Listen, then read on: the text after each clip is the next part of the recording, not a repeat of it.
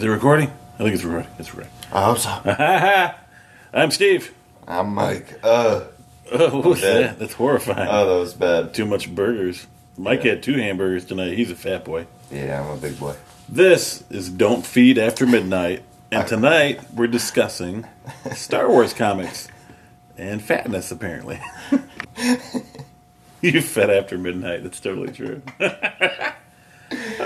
fat. That's a good one. So, I've been reading these newer Star Wars comics, and I fucking adore them. It's ridiculous. I mean, the artistry is pretty freaking wicked, but it comes after the storytelling. I mean, the Darth Vader series is really fucking good. It's so fantastic. With him, like, and you get the Emperor, like pulling the strings or whatever, and he highlights Dr. Aphra.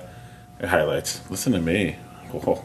He finds this girl named Aphra. She's like a doctor, and she's like not that type of doctor though. She's an archaeologist, but she steals shit and sells it for money.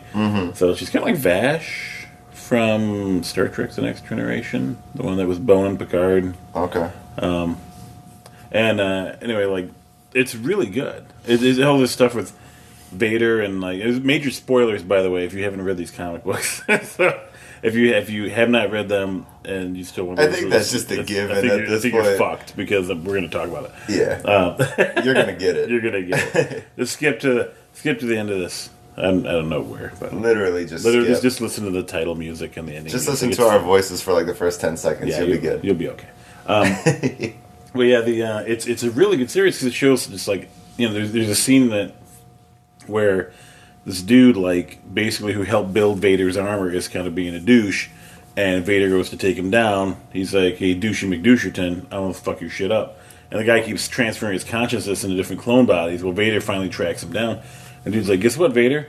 Fuck you, I helped design your armor, and he freezes Vader's armor up. But oh, shit. So Vader can't do shit. He's like sitting there kneeling, and while he's kneeling, he's debating whether he's going to live or die, and he has these images in his head of him standing on the by the lava, and Anakin, the image of Anakin Skywalker comes at him. He's like, you murdered him, you murdered everybody, you're a monster, I hate you. And Vader just literally picks him up and throws him in the lava. He's like, you're a child, and I'm very adept at killing children. And he kills this other version of himself. Fucked up. It's bad. And he just literally cuts himself through all the Jedi that he can think of, and then freaking Padme appears, and she's like, Anakin, she's like, you need to come back to me. Just stop, just give up, stop fighting, let yourself die, let go. And he's like, he turns around, he's Darth Vader this way. He's not Anakin, he's in the Vader armor in his mind. He turns around as Darth Vader and he chokes her, and he says, Anakin Skywalker is dead. I killed him. That's fucked and then all of a sudden he stands up in the real world, and the douchey McDoucherton's like, you can't do that. And Vader's like, everything is possible through the power of the Force, the power of the dark side or whatever, and he fucking annihilates the dude, like just fucking kills him. And scenes like that happen, and it's just amazing shit. Vader, playing political games with people. There's a guy who figures out he's Anakin Skywalker, and he's basically tasked by the Emperor to follow him around to make sure he's not fucking up. But Vader is quietly eliminating his rivals, kind of. I don't know. It's a really good comic. And then you've got the other Star Wars comics where it's just like it's between like A New Hope and Empire Strikes Back, and there's great scenes where Vader faces Luke, and Vader's like, "Wait, that's my lightsaber. Obi-Wan gave you my lightsaber. Where did you get this lightsaber?" He's all pissed off, And then there's scenes later where Boba Fett, he sends Boba Fett basically after the pilot that blew up the Death Star because he wants that kid, right? And Boba Fett's like, "Well, I didn't get him, but I did get a name for him. I did get his name. Right. His last name was Skywalker." And Vader's like, well, shit. You just sit there staring at the viewport of the Star Destroyer, and Boba Fett doesn't even acknowledge Boba Fett's. Boba Fett's like, I think I'm done here now. And he turns and leaves. Because I think Boba knows. He knows who Vader is. Boba knows. But Vader's just standing there, and you see the glass of the Star Destroyer, the transparent steel glass, whatever it's called, just start cracking and webbing and shattering. And he's like, because he knows the Emperor lied to him. But he can't show it because he knows the Emperor could kill him. So he's just like, easily. It's a great series. It really is very, very well done. Yeah, as far as the Star Wars comics go, I loved the Maul comic, and I just recently read the Mace Windu comic. They both have like almost opposite, uh, almost opposite effects as far as storytelling goes. Like the Maul comic, he literally spends the whole time being this like, self-righteous Sith like apprentice that he. It's funny because they kind of compare a Sith killing a Jedi for the first time to literally losing your virginity. Like they compare it almost directly. It's hilarious. Like Maul is trying to go out of his way to make his first Jedi kill the most special thing in the world, and immediately I'm reading this, I'm like, he's trying to get fucked. Like, and but like it's so cool because he finds Palpatine at the time, his master, sends him to like find some artifact or something, but he senses a Jedi nearby. So he goes on the look and he finds this like black market gambling ring, whatever, and they have a young Padawan in captivity. Her master died in a starfighter crash. She survived, and they scavenged her up and like they took her in, and now they're like they got people betting on who gets to have her. Oh. And Maul's like, well, I'm trying to get my first Jedi kill. I figure I'll just steal this chick and then kill her. Yeah. But Maul is such a cocky ass Sith. Like he's like, I can't just kill her. I have to fight her. I have to beat her. I have to know that I bested a Jedi. So he takes her away from this gambling ring, and then they start placing bets on who's gonna kill Maul first, trying to get her back. So like all these people are coming after Maul. He takes the help from Cad Bane, a bounty hunter. He popped up in Clone Wars for a while. And some other chick that worked with Cad Bane. I forget her name. She's in Clone Wars also. But they take him to this planet with the chick, the young Padawan, and he's talking to her this whole time and learning how she's learned, and he's starting to grow respect for the Jedi in a way where it's like, I always thought the Jedi were just weak and stupid and this and that, but then he's like, if you've proven anything, it's that like a Jedi could be just as strong as me, and I need to not be so cocky in the situation. Oh yeah. Then he goes to fight her, and she's like almost kicking his ass. A Padawan. Yeah, a Padawan, and he's supposed to be like basically a Jedi Knight equivalent of a Sith, and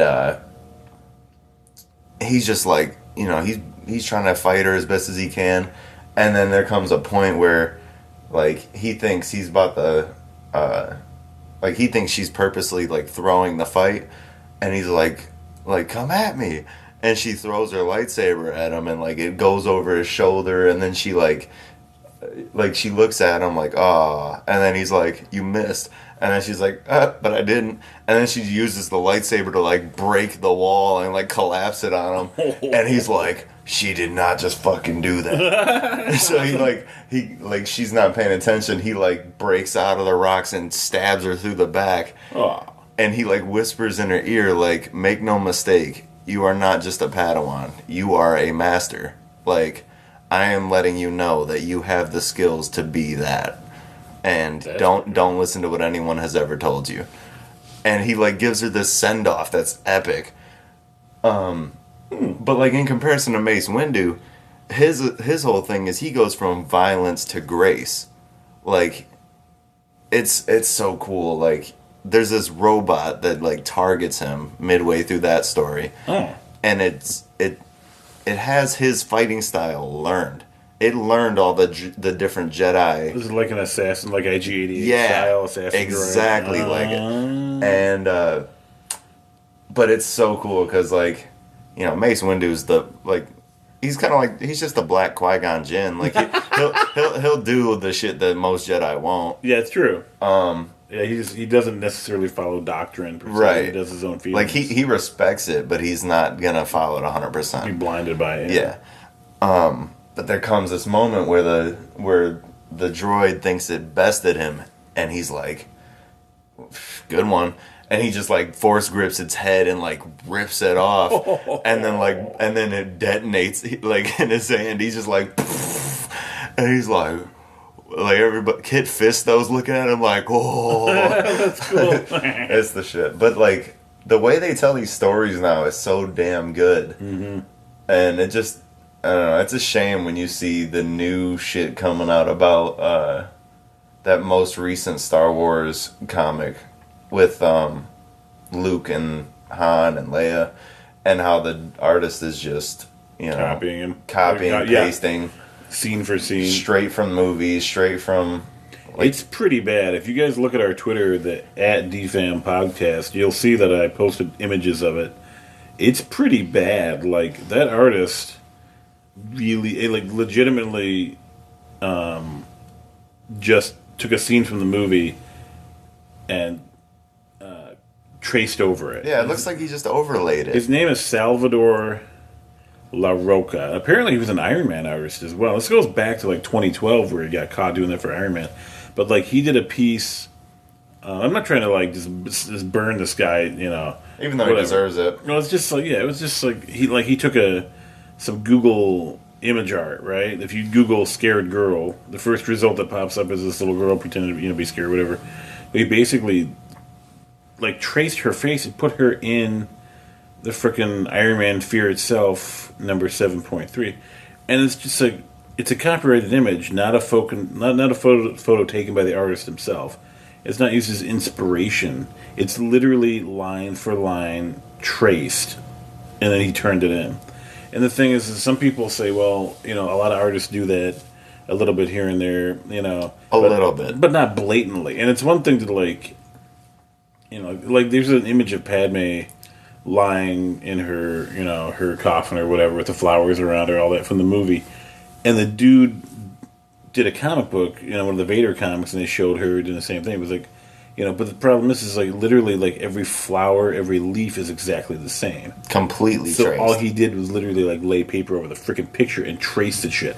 And it's just, it bothers me because you get people that work really, really hard, that hand draw their shit. Yeah.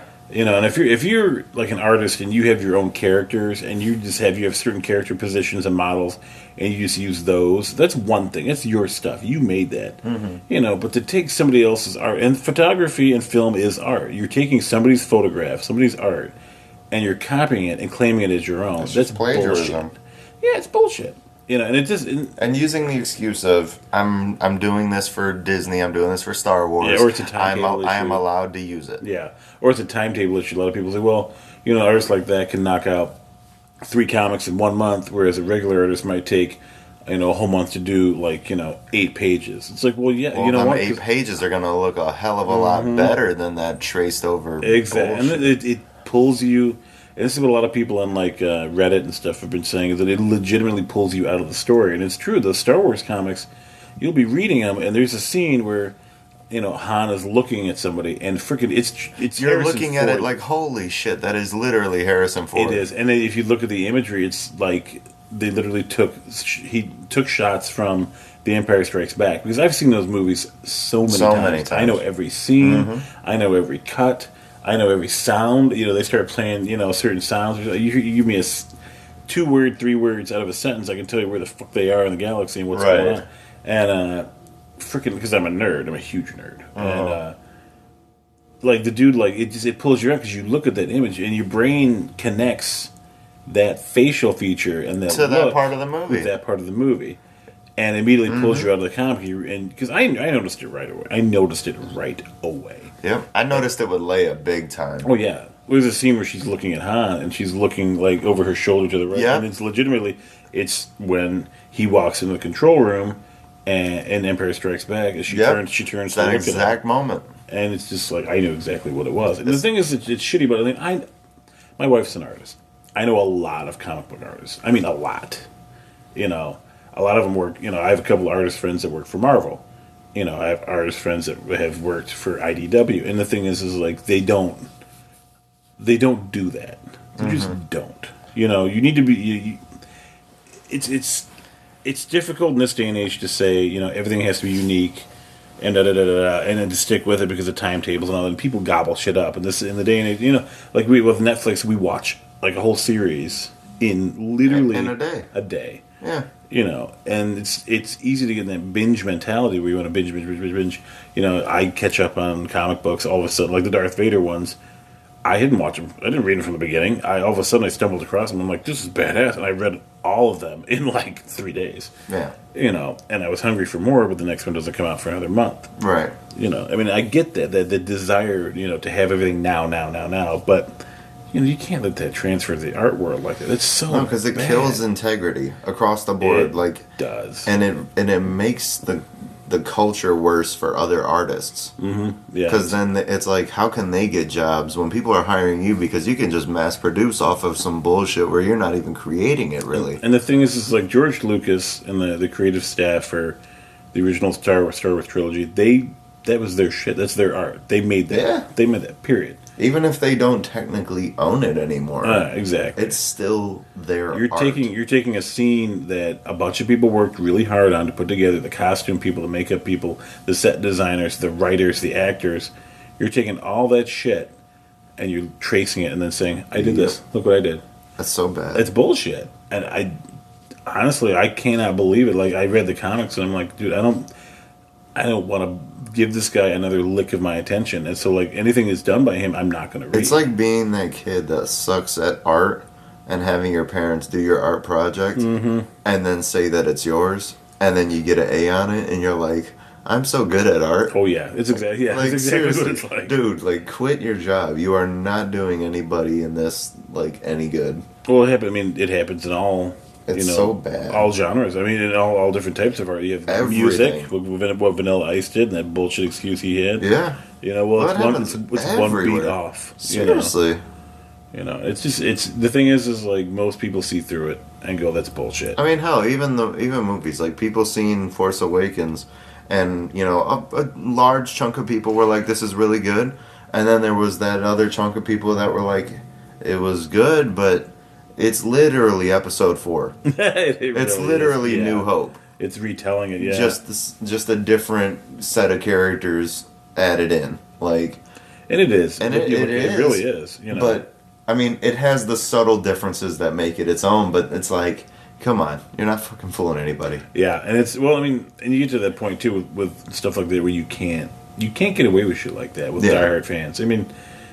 You know, like you have shows like Orville, which are, you know, honestly, it's almost like an homage to Star Trek. If they released a new Star Trek series on regular television that wasn't bullshit like Discovery is, talking about Klingons who have 2 dicks and all sorts of weird shit that's going on. That'll be another episode, by the way. We're going to cover that. We're covering that shit.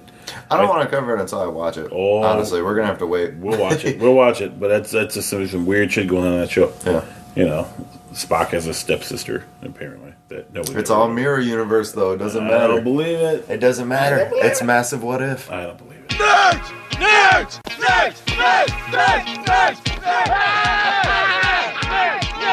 But yeah, it's just weird. Like, I don't know. But yeah, speaking of what if, you got into that the what if books of the EU. Oh, Star Wars Infinities. Mm-hmm. Oh my god, I was turgid reading that shit, man. That was amazing.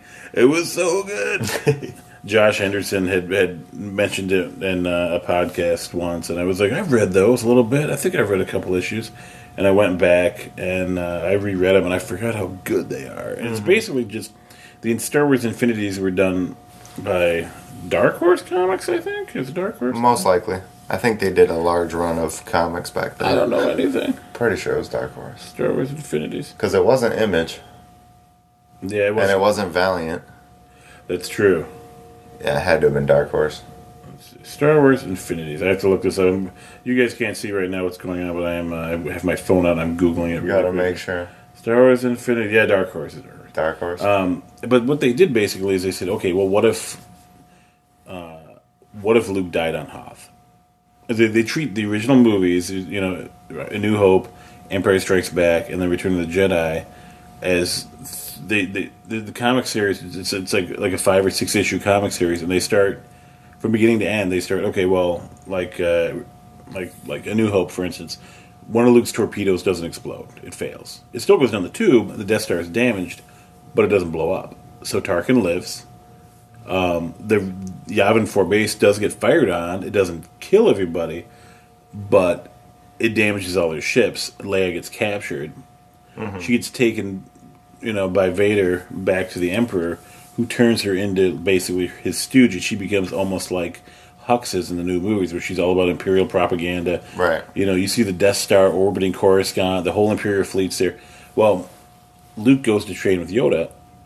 Han drops him off. And so Luke actually completes his training with Yoda. He becomes a full Jedi under Yoda. He gets the time. He spends a year doing that because they think that Leia's dead. Mm-hmm. Han and Luke don't realize that she's right. alive. And so Luke and Yoda go to face the Emperor and Vader on the Millennium Falcon. Yoda goes onto the Death Star, and basically land. Yoda's so powerful. The Millennium Falcon lands on the Death Star. Yoda walks off and says, "You're going to take me on a tour of the ship." And the Stormtrooper's like, "I'm going to take you on a tour of the ship." And he's like, "These people are free to go." And he's like, "The people are free to go." So Luke and Han get back in the Falcon, go to Coruscant. Yoda goes to Tarkin on the freaking Death Star, and it's like, "Hi, I haven't seen you since you were little. Guess what? You're going to be my bitch." So Tarkin starts. He's like, "I want a display. Show me what this thing can do." Starts shooting at those Super Star Destroyers. So he takes the Death Star, starts blowing up Super Star Destroyers like left and right. There's like 6 of them out there. They all get annihilated. The Death Star is just blowing stuff up. And that's awesome. The Emperor is distracted because Vader is there with Luke and Leia on on Coruscant. Oh, 3PO has been captured and reprogrammed. By the way, he pulls a gun on Han and holds him hostage. It's a great series. But long story short, Yoda knows he's dying anyway. He's old. Yeah. So he basically, as soon as Luke and them have gotten free, he drops the Death Star onto Coruscant on top of the Imperial Palace, on top of the Emperor, and kills him. The entire Death Star. That's so he has R2-D2 fire the engines, and the thing smashes down and destroys everything. It's obliterated. That's so. And that was the end of the first comic. That was A New Hope. And there's other ones. There's 2 other ones in there, and they're fantastic. Han goes blind in one of them, and one of them, Luke, in the Empire Strikes Back, when Luke dies on Hoth. Uh-huh. So Han and Leia go to Dagobah, and Leia trains with Yoda. It's amazing. It's a very, very well done comic. Well, that's what Yoda wanted to do. He didn't want to train Luke. He said Luke was, he was stubborn. He was too old, and he was hard-headed. He was hard-headed. He was cocky. Yeah, and he was like, I'd rather train her. Or at least, even if he didn't explicitly say he wanted to train Leia, she was like his backup. Yeah, so if Luke's, she was like his. If Luke wasn't ideal, that was like what his go-to would be. Yeah. So he was like, "Nah, I already don't like Luke. I've known him for like 5 minutes. I don't like this kid. Like, give me Leia." He's got too much of his father in him and all that stuff. Yeah. Yeah. But the comics are very well written. The writers in those comics are amazing, and they're fun. They're just a ton of fun. Yeah. I genuinely enjoyed the Vader comics. I did enjoy the Star Wars comics, despite the artistic weirdness that was going on in them. Yeah, see, like, that's the thing. I don't want to read those new Star Wars comics with Leia, Luke, and Han because of the artistic failure going on with the tracing and all that. But I know there is good stories in there. I know for a fact they have explanations of things that I want to know more about. Like, they even explain how the crate base came to be in Last Jedi. Like, they show Leia and Luke and all them, like, getting chased away by stormtroopers while they're in the speeders, the sand speeders. Yeah. And they're, they're carving up the grounds and shit. Then these, like, crazy beasts burst out and shit. And it's fucking crazy because you find out so much more about the planet. Yeah. But, it's just, it kills it for me when I'm looking and then I see, like, a blatant shot from the movie of, like, Luke looking shocked. And then, like, the next time you see Luke, he looks half retarded. And you're like, yeah, like, are you serious? Yeah, some of the scenes, there was a couple of comics I had read What was the Infinities comic, actually, where, like, the art was really weird. Like, they drew Han's face and Leia's face, and they looked almost identical. Like, the artist couldn't... I don't know if he couldn't do Carrie Fisher or what, but to me, it looked because all of a sudden, I was like, that's man face. That's but, a man. You know, but, I mean, it didn't pull me out of the story, you know, as much. As I was still just like, oh, it's not the Leia I'm used to seeing. Okay. Right. She's got a butt chin, and she's a really big face, but it's not, it's not the end of the world. It's not traced.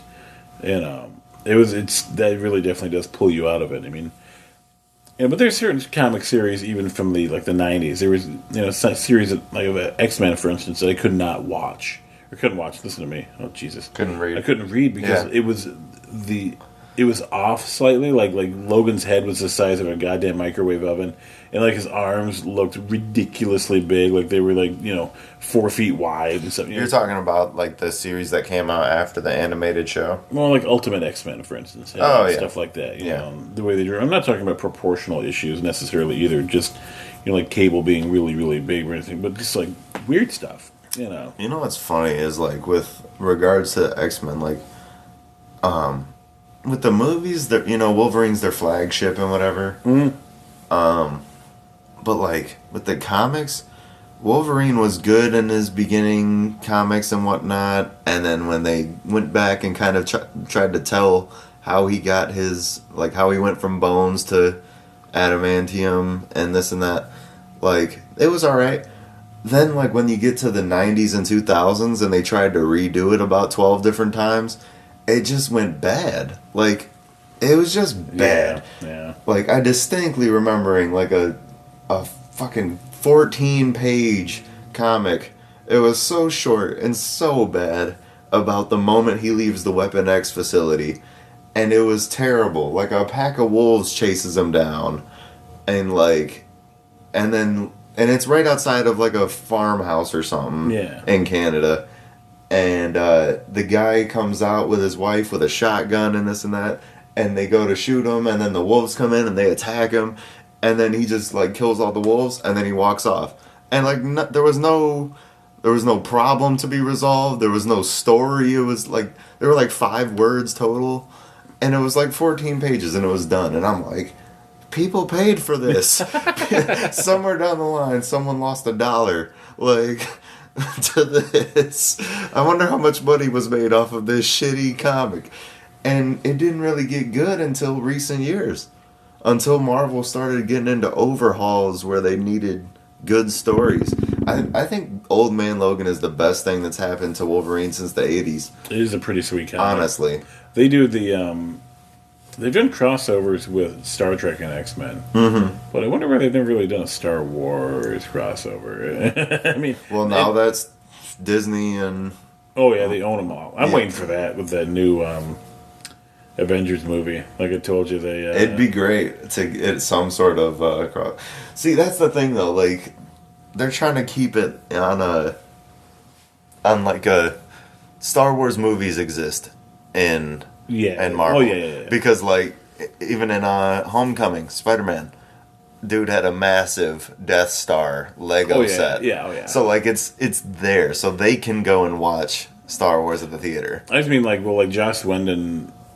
He's part of that stuff. Like he worked on some of the movies or whatever. Yeah. So you've got like he's great. And so like in the Infinity Wars, you could, Buffy was owned by Fox. So have Thanos literally take the gauntlet and create Vader in front of us. Oh, that'd be hilarious. I mean, but you could also do like Buffy fighting people in the street, and you got Blade. So you got Blade, Vampire Hunter with Wesley Snipes fighting, and you got Sarah Michelle Gellar kicking butt in the background because Sarah Michelle Gellar ridiculous. Rules. She's awesome, but so gratuitous, but so good. Dude, you could do whatever you want. So good. You could have a goddamn DeLorean go flying across the screen. You do whatever you want. I mean, people would salivate and lose their literally minds. Create Homer Simpson in the 3D reality. Oh, no, that would be horrifying. And he just says "doe" and then dies. Yeah, like that'd be awesome. Doe. Oh, for God's sakes! Just, you got pulling you. Have the X-Files like try to solve the case of Thanos. Oh Jesus Christ! No. The alien that came to Earth. Oh God! But yeah, you could pull stuff like that definitely pulls you out of the movie. Just like going back to the Star Wars stuff, the tracing does. I mean, I don't like stuff like that pulls me out of it. It bugs me. I mean, it's there's certain things you just when you're immersed in a storyline, it's as bad as somebody coming up to you and tapping you on the shoulder while you're reading a really That's good terrible. book. That's the only thing I can equate it to. But I did like the other Star Wars stuff, like the Poe Dameron comic we're reading right now is really good. Mike and I are both reading this really comic, good, and it's fun. It's very funny. The villain. What comic did you get to in it? I think I'm at 16 out of 23. I think I'm like 14 or 15. No, because it started at 12. Have you seen what happened to Terex? Yeah, how he became like robotic. Where they turned him into like Lobot for the like First a cyborg. Order. Yeah, but he's still smart as hell. It's interesting. Oh, it's so cool. And before that all happened, he was like flying Tarkin's stealth cruiser. And And he used it to spy on the Resistance and shit, and that's how he got all the intelligence needed to figure out where they were going to be and this and that. And it's interesting how he was like a stormtrooper, and at the Battle of Jakku, he deserted. He shot the stormtrooper commander that was next to him. And he was like, fight. He's like, what? Fuck you, dude. And he blew right, like it's over. I just watched the final Star Destroyer crash. Yeah. There is no Empire. I am done. And it's an interesting... That's so cool. Interesting series. And I like that they are filling stuff in, and they're not going too crazy with it. Yeah, it's not too out of bounds. Like, no, they're doing it right.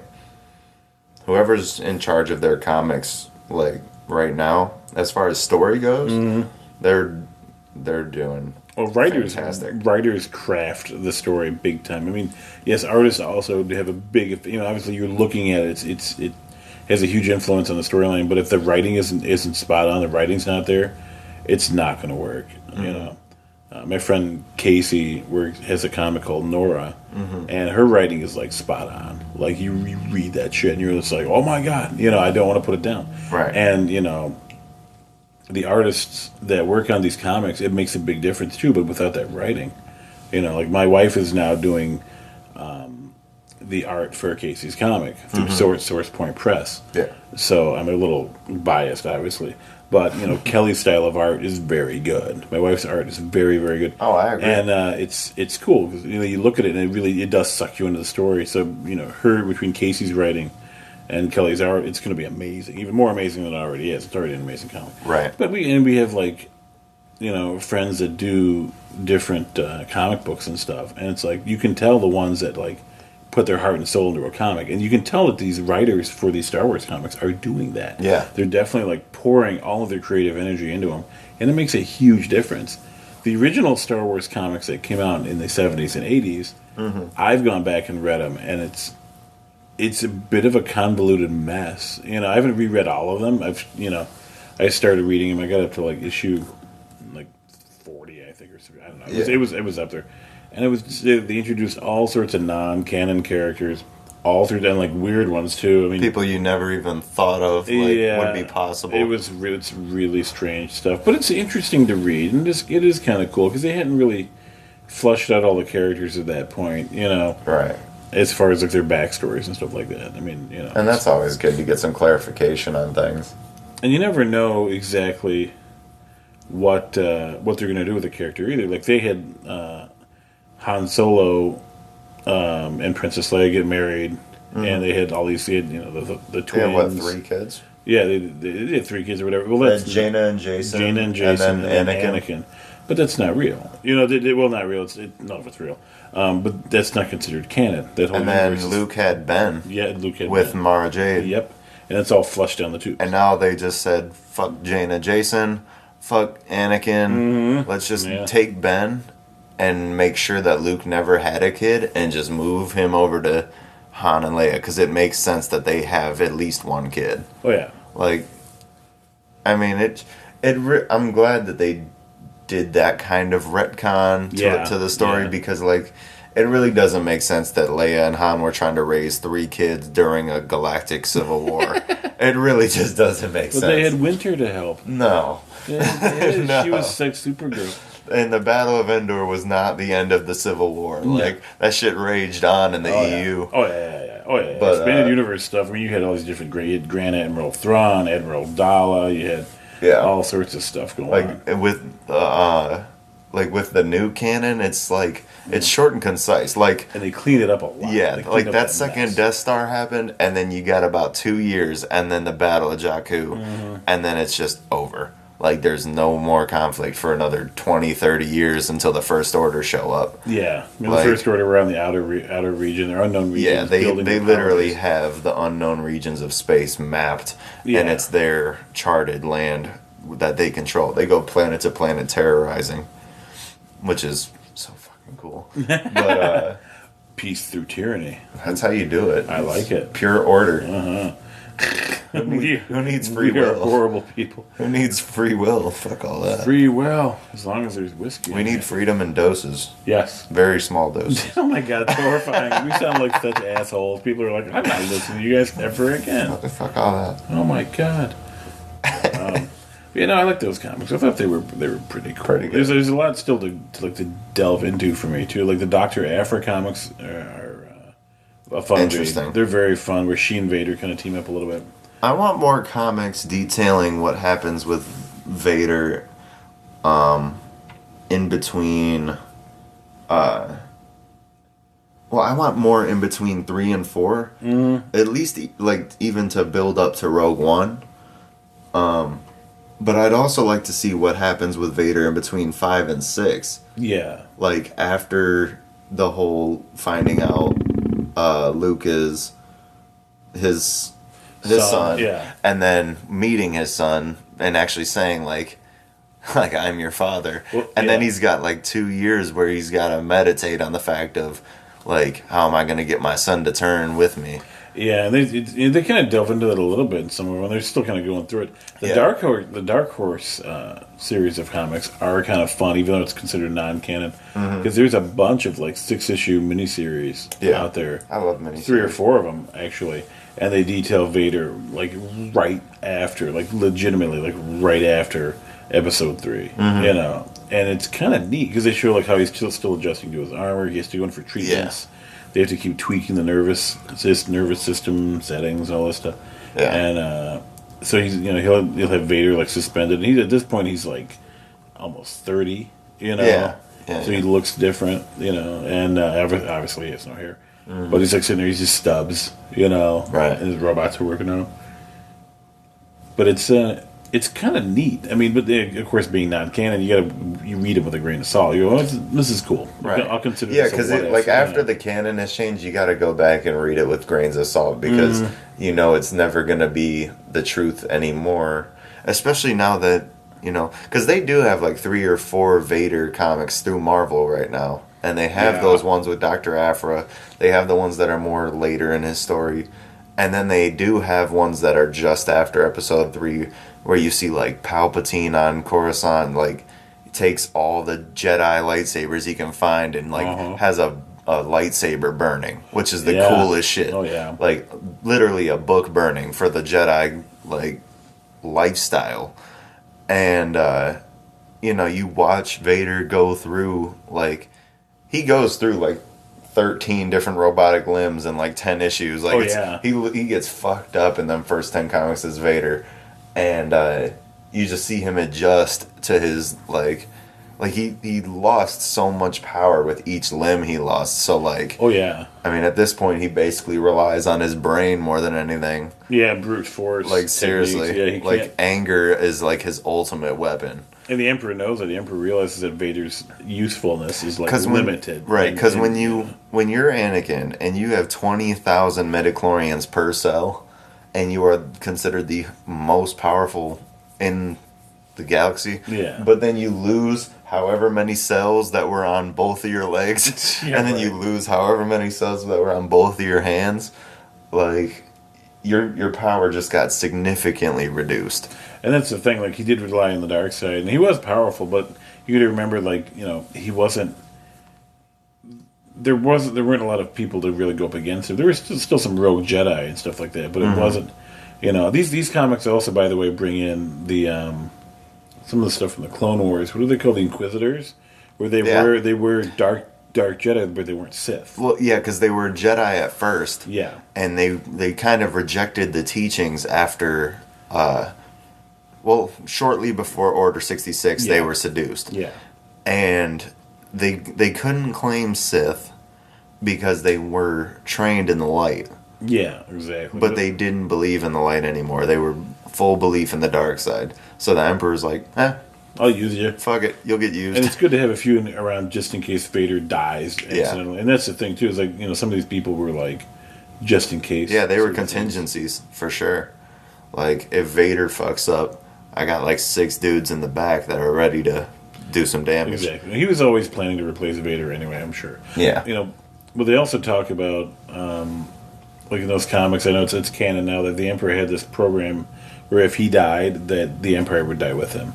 Like there was like a scorched earth kind of thing where like, Operation Cinder. That's what it was. Yeah. That was, they showed that in the game, the Battlefront game that just came out. It's so cool because that game shows a really deep perspective from somebody in the Empire. She grew up on this planet Vardos, and her father is an admiral of a certain Star Destroyer. Like he's running his own Star Destroyer, and her mom was in charge of Imperial propaganda for a certain sector, and so she's full Empire her whole life. And then the Emperor dies, and then she gets ordered to her dad, basically, to come see her dad, and her dad's with this like droid, like that looks like an Imperial Guard, like the red Imperial Guard, but it turns around and it's got like a TV face, like it's weird, and it has Palpatine's face on it, and it's a recorded message saying like, you need to go to this planet, this planet, this planet right now. The Empire is done, but you need to strike fear into these people so we can keep some control so that the Senate doesn't rise again. Even though the Empire is gone, we cannot let the galaxy go back to what it was before. Yeah. So they go to Vardos, her home planet, and they just start burning it. Like they have these laser cannons that like they're like satellites, and they just like annihilate the ground. And that was her turning point. Yeah. She's like, I can't be a part of this. Like, Dad, this is our home planet. Yeah. We're destroying lives here that are our own kind. These people are worthy to be amongst our ranks. These people worship us. Yeah. And he's just like, an order's an order. Emperor is dead, but it doesn't matter. Yeah. Like, we signed up for this.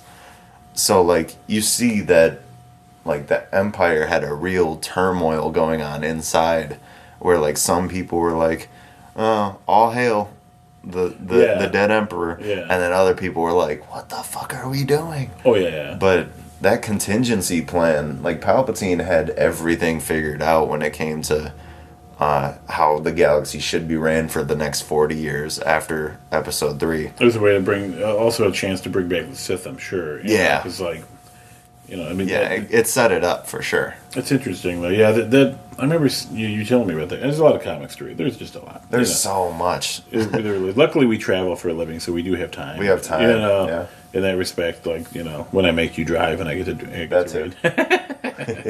But it was pretty cool. Well, I highly recommend you guys go out and pick up these comics if you can. We've spoiled a lot of them, obviously. But it is really, really a ton of fun. Mm-hmm. They're great reads. You'll see what we mean about the